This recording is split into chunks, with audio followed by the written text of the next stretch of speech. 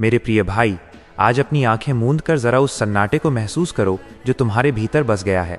क्या तुम्हें याद है वो बचपन, जब तुम्हारी आंखों में एक अजब सी चमक थी और तुम्हारे चेहरे पर वो निश्चल तेज था?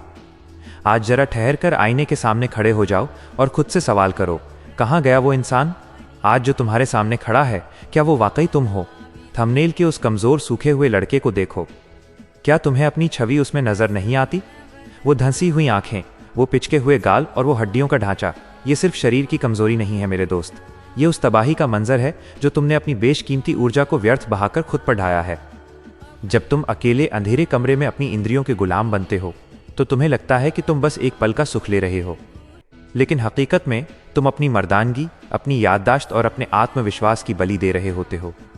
वीर्य का वो एक कतरा जिसे तुम मामूली समझते हो, वो तुम्हारे रक्त का सार है, तुम्हारी मेधा का आधार है। उसे खोकर तुमने खुद को एक चलते फिरते मुर्दे में तब्दील कर लिया है। आज तुम भीड़ में चलते हो तो सिर झुकाकर, किसी से बात करते हो तो नजरें चुराकर। तुम्हारी आवाज में वो दम नहीं रहा, तुम्हारे संकल्प में वो फौलाद नहीं रहा। क्यों?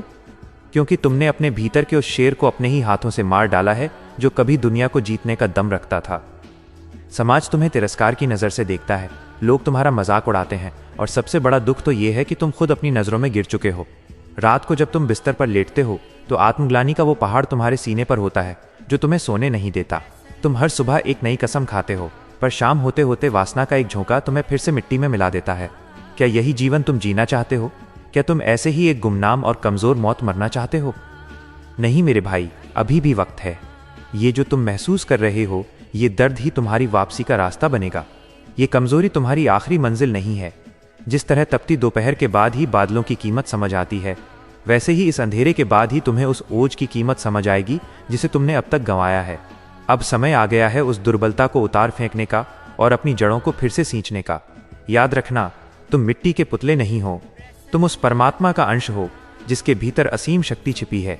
बस एक संकल्प की देरी है और तुम्हारी रगों में फिर से वो लहू दौड़ने लगेगा जो तुम्हें एक साधारण लड़के से एक तेजस्वी पुरुष बना देगा। जब तुम अपनी उस गिरती हुई ऊर्जा को रोकने का कठोर संकल्प लेते हो तो समझ लेना कि तुम्हारे भीतर एक नए सूर्य का उदय हो चुका है। शुरुआत के वे कुछ दिन बहुत कठिन होंगे। तुम्हारा मन पुराने घावों की तरह तुम्हें फिर से उसी दलदल में खींचने की कोशिश करेगा, लेकिन याद रखना, असली योद्धा वही है जो तूफानों में भी अपनी नाव का रुख मोड़ने की हिम्मत रखता है। जैसे जैसे तुम अपनी इस दिव्य ऊर्जा यानी वीर्य की रक्षा करते हो, वैसे वैसे तुम्हारे शरीर के भीतर एक अद्भुत रूपांतरण शुरू हो जाता है। वो शक्ति जो अब तक बाहर बह रही थी, अब वो ऊपर की ओर उठकर तुम्हारे मस्तिष्क और मांसपेशियों को सींचने लगती है। थंबनेल के उस फौलादी पुरुष को एक बार फिर देखो। वो कोई कल्पना नहीं, वो तुम्हारा आने वाला कल है। जब तुम संयम की राह पर 30 दिन, 60 दिन और फिर 90 दिन बिताते हो तो तुम्हारी काया पलटने लगती है।